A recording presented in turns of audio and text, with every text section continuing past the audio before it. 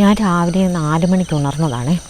പക്ഷേ നല്ല ഇരുട്ട്, പുറത്തോട്ട് ഇറങ്ങി നോക്കിയിട്ട് ഭയങ്കര ഇരുട്ട്. എന്നും ഒരു 5:30 6 മണിക്ക് ഇടയിലാണ് ഉണരാറുള്ളത്. ഇന്ന് പക്ഷേ വളരെ വെളുപ്പിനെ എഴുന്നേറ്റത് ശരിക്കും ഈ പാചകപ്പുരയിലേക്ക് വന്ന് ജോലികളൊക്കെ ആരംഭിച്ച് തുടങ്ങണം എന്നൊരു ഉദ്ദേശത്തോടു കൂടി തന്നെയായിരുന്നു. പക്ഷേ പുറത്തേക്ക് നോക്കിയപ്പോൾ കട്ട പിടിച്ചിരുട്ട്. എനിക്ക് നല്ല ഭയം ഉണ്ടായിരുന്നു പുറത്തേക്ക് ഇറങ്ങാനായിട്ട്. അതുപോലെ ഓഫീസിലെ ജോലി കഴിഞ്ഞ് മടങ്ങി വരും വഴി ഞാൻ കുറച്ച് വയറും ബൾബും ഒക്കെ വാങ്ങിക്കൊണ്ട് വന്ന് ഇന്നലെയാണ് ഇങ്ങോട്ട് വിളിച്ച് സെറ്റ് ചെയ്തിട്ടുള്ളത്. എന്നിരുന്നാലും ലൈറ്റ് ഇട്ടെന്ന് പറഞ്ഞാലും നമുക്ക് അടുപ്പിൽ തീ കുട്ടണമെന്നുണ്ടെങ്കിൽ വിറകെടുക്കണം. അപ്പോൾ വിറക് പുറത്താണ് ഇരിക്കുന്നത്.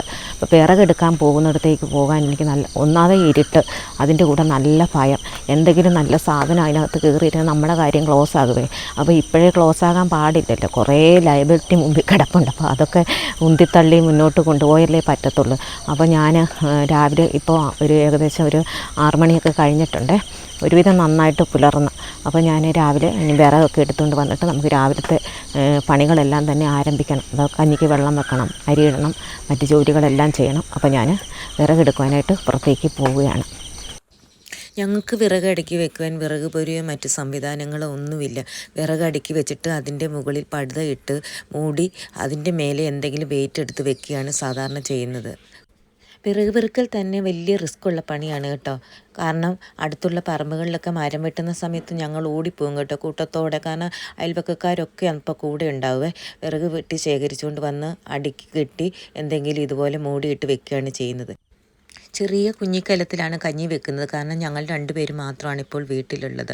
കഞ്ഞിക്ക് വെള്ളം വെച്ച് തീ കൂട്ടിയിട്ട് പുറത്തെ കാഴ്ചകളിലേക്ക് അല്പനേരം നോക്കി നിന്ന് എന്ത് ഭംഗിയാണ് കാണുവാനെന്നറിയാം. പലതരം ചെടികളും പൂക്കളും എൻ്റെ മുറ്റത്തുണ്ട്.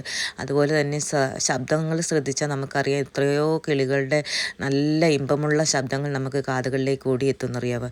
ഞാൻ പിന്നെ പെട്ടെന്ന് വന്ന് കുറച്ച് അരി എടുത്തു. കുറച്ച് മാത്രം അരി മതിയായിരുന്നു. അതെടുത്ത് കഴുകി കഞ്ഞിക്ക് വെള്ളം അപ്പോഴത്തേക്ക് തിളച്ചു. ഞാൻ വേഗം അരി കഴുകി അടുപ്പത്തിട്ടു. ഇന്നെന്താണ് കറി വെക്കേണ്ടതെന്ന് കുറച്ച് നേരം ആലോചിച്ചു.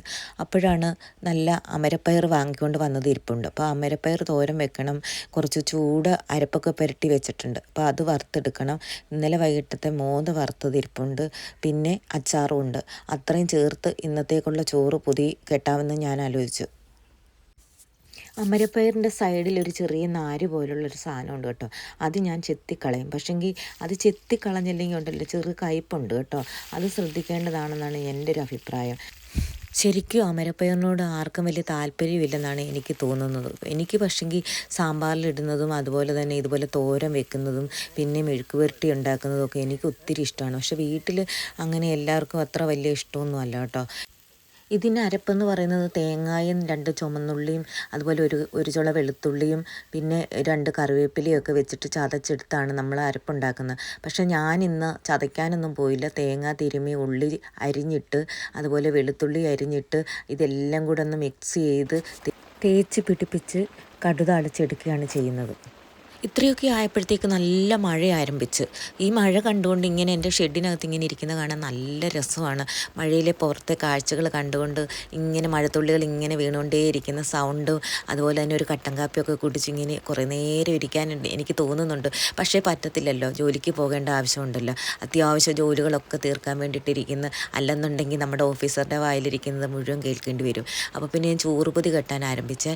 ചോറ് പൊതിക്ക് ഞാൻ പറഞ്ഞില്ലേ തോരനുണ്ട്, അതുപോലെ തന്നെ നമ്മൾ ചൂട് അരപ്പ് പുരട്ടി വെച്ചത് വറുത്തെടുത്തു. അതുപോലെ മോദ വറുത്തതുണ്ട്. പിന്നെ നമുക്ക് കടുമാങ്ങയുണ്ട്.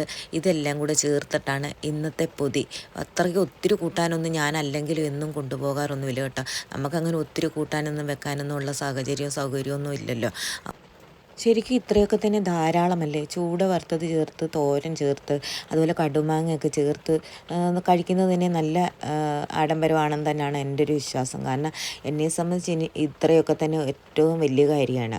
അപ്പോൾ ഇത് എല്ലാം കൂടെ വെച്ചിട്ട് പൊതിയാനാണ് എൻ്റെ അടുത്ത പരിപാടി. അപ്പോൾ പൊതിയാൻ അത്ര വലിയ വശമൊന്നും എനിക്കൊന്നും ഇല്ല കേട്ടോ. ഞാനത്ര പരിചയസമ്പന്നയൊന്നും അല്ല ചോറ് പൊതിച്ചൽ കാര്യത്തിൽ.